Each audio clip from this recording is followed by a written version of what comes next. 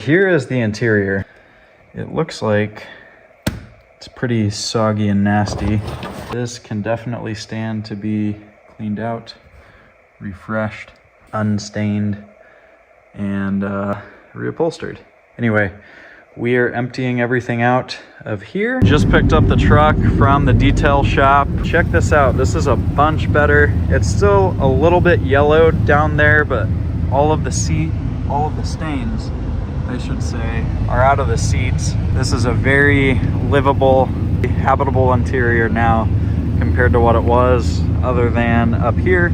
Ordered the new steering wheel cover, some floor mats to keep that protected and hopefully not have any more staining.